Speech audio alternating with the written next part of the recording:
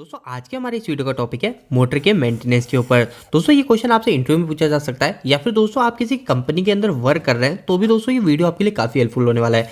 क्योंकि दोस्तों हमारी मोटर के अंदर अगर हम सही से मेंटेनेंस नहीं करेंगे तो दोस्तों क्या होगा, हमारी जो मोटर होगी वो आगे जाके फेलियर हो जाएगी, मतलब हमारी मोटर जल सकती है, खराब हो सकती है। दोस्तों किसी भी चीज़ का मेंटेनेंस करते हैं तो वो इसीलिए करते हैं ताकि उसकी जो लाइफ है उसकी लाइफ क्या अच्छी हो जाए, वो आगे लंबे समय तक चलती रहे। इस वीडियो के अंदर मैं आपको पूरा प्रैक्टिकली बताऊंगा और मैं साथ साथ अपना एक्सपीरियंस भी शेयर करूंगा। तो दोस्तों देखिए, सबसे पहली चीज, हमारे कोई भी चीज हो जैसे मोटर हो या फिर कोई भी उपकरण हो, उसके हम हमारे जो मेंटेनेंस होता है उस मेंटेनेंस को हम तीन भागों में बांट देते हैं। सबसे पहला होता है एक प्रिडिक्टिव, एक होता है ब्रेकडाउन और एक होता है शटडाउन। तो दोस्तों देखो ये क्या है, इसमें डिफरेंस समझ लीजिए। तो दोस्तों देखो, ब्रेकडाउन मेंटेनेंस आपको पता है, जैसे हमारी कोई मशीन है ना, जैसे हमारी कोई मशीन है, उस मशीन में हमारी एक मोटर लग रही है, ठीक है, हमारी एक मोटर लग रही है और हमको पता चला कि हमारी जो मोटर है वो मोटर एकदम से खराब हो गई है ना, एकदम से हमारी मोटर खराब हो गई, यानी उसकी वाइंडिंग पूरी तरीके से जल गई। उस समय हैंड टू हैंड हमारी मशीन उसी समय बंद हो जाएगी। तो दोस्तों वो जो कहलाएगा वो कहलाएगा हमारा ब्रेकडाउन मेंटेनेंस। तो उस समय हम क्या करेंगे, और हम क्या करेंगे, फटाफट से दूसरी मोटर लाएंगे और वहां लगाएंगे और हमारे ब्रेकडाउन मेंटेनेंस को बंद करेंगे, ठीक है। तो यही होता है। एक होता है दोस्तों शटडाउन।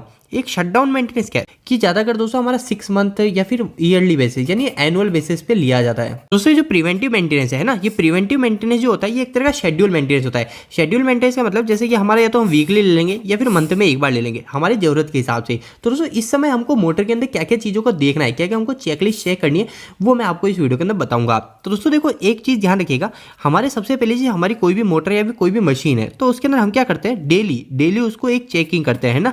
डेली हमारे जब भी हम प्लांट के अंदर राउंड लगाए जाते हैं तो हम क्या करते हैं, डेली उसको मोटर को देखते हैं। तो दोस्तों उस समय हमको क्या, कोई भी मोटर है तो उसको हमको विजुअल चेक करना चाहिए। विजुअल चेक में क्या करेंगे, यानी हमारी आंखों से हम उसको देखेंगे तो क्या क्या देख सकते हैं हम, एक तो उसकी वाइब्रेशन देखेंगे, कहीं हमारी कोई मोटर में वाइब्रेशन तो नहीं आ रही, क्योंकि वाइब्रेशन हमको हल्की फुल्की महसूस हो जाएगी। इसके अलावा अगर हमारी मोटर के आसपास से कोई नॉइज तो नहीं आ रही, वो भी चीज हम देखेंगे।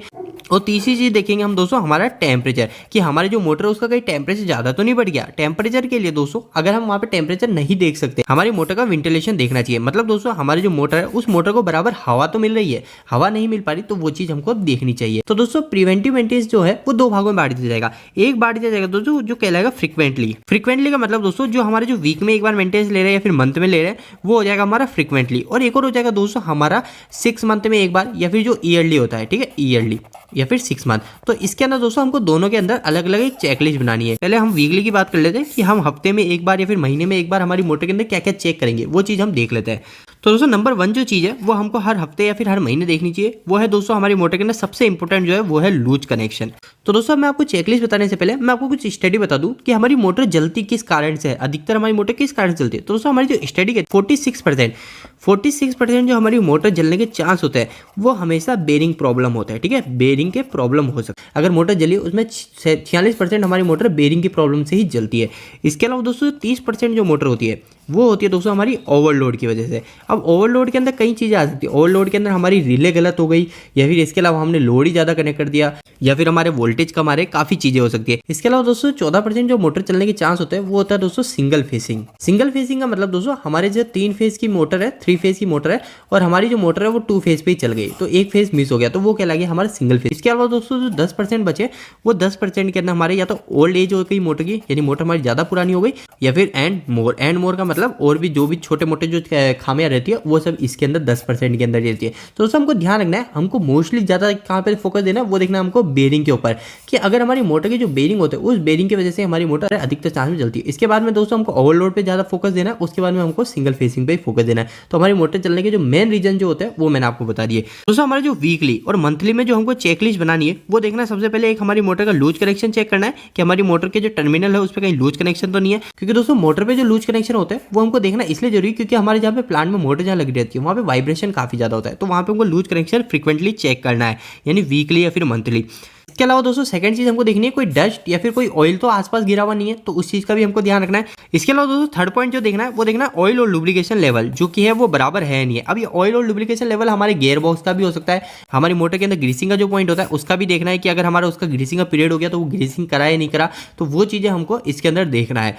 फोर्थ चेकलिस्ट है दोस्तों हमारी कार्बनाइज वायर। कोई वायर जो है वो कार्बन तो नहीं आ गया किसी वायर के अंदर, क्योंकि अगर किसी वायर के अंदर जैसे आर वाई बी 3 फेस हमने दे रखे और 2 हमारे बराबर है और तीसरा जो फेस है इस फेस के अंदर हमारा यहाँ पे कार्बन आ गया, तो हमारी मोटर क्या हो जाएगी, एक फेस हमारी मोटर के अंदर मिस हो जाएगा और हमारी मोटर 2 फेस पे रन हो जाएगी और हमारी मोटर जलने के पूरे चांस हो जाएंगे। तो हमको ये भी चीज़ ध्यान रखनी है। फिफ्थ पॉइंट जो है वो है दोस्तों हमको देखना है एयर गैप। एयर गैप का मतलब दोस्तों हमारा क्या होता है दोस्तों, जैसे हमने कभी मोटर के ऊपर लग लगा रखा है, जैसे हमारी जो केबल है वो केबल एल्यूमिनियम की है और हमने उस पर लग कॉपर का लगा दिया, तो दोस्तों उससे क्या होता है हमारा एयर गैप आ जाता है। तो लग और वायर के बीच में एयर गैप तो नहीं आ गया, तो उस चीज का भी हमको ध्यान रखना है। और एयर गैप आ चुका है लग के अंदर, तो हमको क्या करना है, लग वापस से लगाना है उसको हटा के, तो इस चीज का भी ध्यान रखना है, एयर गैप तो नहीं आ गया। इसके अलावा दोस्तों 6 पॉइंट जो है वो है कूलिंग फैन का ऊपर। ठीक है, कूलिंग फैन ये खासकर बहुत जरूरी है, क्योंकि दोस्तों हमारी जो मोटर होगी वो मोटर को कूलिंग बराबर मिलना जरूरी है। अगर मोटर को हमारी कूलिंग नहीं मिली, हमारा उसका मोटर का जो फैन होता है, जो कूलिंग फैन होता है, अगर वो टूट गया, ठीक है, एक साइड तो ये हमारा लोड जुड़ा हुआ है, ठीक है, और एक साइड ये हमारा फैन जुड़ा हुआ है, तो दोस्तों हमारा जो कूलिंग फैन टूट गया या फिर ये जो हमारी जो मोटर के ऊपर यहाँ पे जो हमारी मोटर के फ्रेम के ऊपर जो स्लॉट कटे होते हैं ये भी अगर चौक हो गए, तो इसके अंदर भी हवा प्रॉपर नहीं जा पाएगी, तो हमारी जो मोटर होगी वो मोटर हीट होकर भी जल सकती है, हमारी वाइंडिंग फेल हो सकती है। इसके अलावा दोस्तों 7 पॉइंट हमको हीट अप चेक करना है। ठीक है, हमारी मोटर कहीं ज्यादा गर्म तो नहीं हो रही, वो चीज चेक करनी है। और 8 पॉइंट जो है हमारा फ्रिक्वेंटली चेक का, वो है दोस्तों हमारा मोटर का करंट चेक करना है। ठीक है, मोटर का कहीं करंट अनबैलेंस तो नहीं है, वो चीज चेक करनी है। तो दोस्तों ये हमारा जो है ये वीकली बेसिस और मंथली बेसिस पे चेक किया जाएगा कि इसमें से कोई प्रॉब्लम तो नहीं है। अब दोस्तों 6 मंथ के अंदर हमको एक बार क्या चेक करना है, फिर ईयरली बेस पे जो हमारा एनुअल मेंटेनेंस लिया जा रहा है उसके अंदर हमको क्या क्या चेक करना है। इसके अंदर दोस्तों फर्स्ट चेकलिस्ट बनेगी, वो कहलाएगी हमारी मेगर की। ठीक है, मेगर हमारी मोटर का हम मेगर करेंगे। मेगर के अंदर दोस्तों हम क्या क्या चेक कर लेंगे, हमारी मोटर का हम तो एक तो इंसुलेशन चेक कर लेंगे कि हमारी मोटर का इंसुलेशन तो सही है। इसके अलावा हमारी मोटर के हम रेजिस्टेंस भी चेक करेंगे कि हमारी मोटर के जो रेजिस्टेंस है वो रेजिस्टेंस कहीं अनबैलेंस तो नहीं हो गए। इसके अलावा दोस्तों सेकंड जो चेकलिस्ट रहेगी, मोटर के जो फुट के जो बोल्ट है, हमने मोटर जहाँ पे माउंट करके जो नीचे के जो बोल्ट होता है ये बोल्ट कहीं लूज तो नहीं हो गए, क्योंकि वाइब्रेशन के कारण ये काफी लूज हो जाता है। तो हमको एक बार 6 मंथ में या फिर ईयरली बेसिस पे ये भी चेक करने कि हमारी मोटर के जो नीचे के जो बोल्ट है फुट के वो कहीं लूज तो नहीं हो गए। इसके अलावा दोस्तों थर्ड पॉइंट जो है वो है रिले एंड ब्रेकर साइज। ठीक है, रिले और ब्रेकर साइज, यानी हमारी जो मोटर के ऊपर जो हमने ओवरलोड रिले लगा रखी है या फिर हमने कोई एमपीसी भी लगा रखी है, तो उसकी जो रिले की जो साइज है वो साइज बराबर तो है, वो भी हमको एक बार चेक करना चाहिए। ठीक है, और रिले जो है उस रिले में हमको ट्रिप भी चेक करना चाहिए कि हमारी जो रिले है ट्रिप तो हो रही नहीं हो रही, उसका टेस्ट बटन दबा के हमको वो भी चेक करना चाहिए। ओवरलोड रिले के अंदर और हमारी एमपीसीबी के अंदर भी टेस्ट बटन आता है, तो वो सब चीजें भी हमको चेक करनी चाहिए। फोर्थ पॉइंट जो है दोस्तों वो हमको चेक करनी चाहिए हमारे मोटर के जो बेरिंग है वो बेरिंग सही तो है, क्योंकि दोस्तों क्या होता है हमारी जो बेरिंग होते हैं वो बेरिंग भी अलग अलग टाइप के आते हैं। एक आता है दोस्तों हमारे मेंटेनेंस फ्री बेरिंग। ठीक है, आजकल ये काफी यूज होने लगे maintenance free bearing.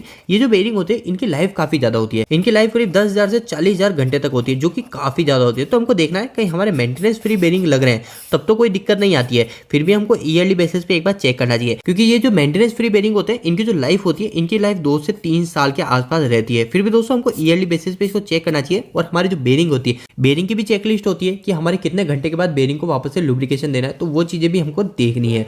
Fifth point दोस्तों ध्यान रखिएगा, पहले दोस्तों हमने लूज कनेक्शन चेक करने की बोला था, तो वो जो लूज कनेक्शन बोला था वो हमने मोटर के ऊपर ही बोला था ना, मोटर के ऊपर और हमारे पैनल के ऊपर जो पावर के जो है। पर दोस्तों अब जो हमको चेक करना है वो हमको कंट्रोल के भी चेक करना है और पावर के, यानी कंट्रोल और पावर दोनों के हमारे कनेक्शन लूज कनेक्शन चेक करने कहीं लूज तो नहीं है। अगर हमारा कंट्रोल का भी लूज कनेक्शन रहेगा तो हमारी जब प्लांट चलेगा तो उस समय वो ज्यादा लूज कनेक्शन हो गया हमारे प्लांट को बंद कर देगा। इसके अलावा दोस्तों लास्ट पॉइंट जो है वो हमको चेक करना है, वो देखना है हमारी मोटर का जो अलाइनमेंट है वो अलाइनमेंट प्रॉपर है या नहीं है, क्योंकि दोस्तों अगर मोटर हमारी डिसअलाइनमेंट हो जाएगी तो हमारी मोटर क्या हो, हमारी मोटर ओवरलोड पे चलेगी, हमारे साउंड भी टूट सकती है, ऐसी कई प्रॉब्लम आ सकती है। तो दोस्तों मैंने कुछ ये इंपॉर्टेंट पॉइंट बताए, इनको चेक करके आप अपनी मोटर को फेल होने से बचा सकते हैं। दोस्तों अगर आप इलेक्ट्रिकल या फिर मैकेनिकल फील्ड के अंदर पढ़ाई या फिर जॉब कर रहे हैं और इससे जुड़ी जानकारी और लेना चाहते हैं, तो दोस्तों हमने एक वेबसाइट स्टार्ट करी जिसका नाम है www.engineeringdost.com।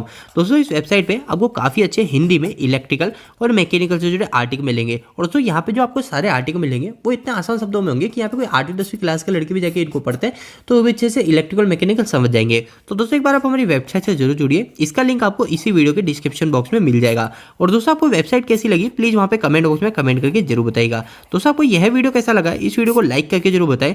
अगर आपका कोई भी सवाल इस वीडियो के प्रति या फिर इलेक्ट्रिकल से जुड़ा है तो आप मुझे नीचे कमेंट बॉक्स में कमेंट करके पूछ सकते हैं। इलेक्ट्रिकल की वीडियो अगर आप हिंदी में देखना पसंद करते हैं आज ही हमारे चैनल को सब्सक्राइब कर लीजिए। आज के लिए इतना ही, धन्यवाद।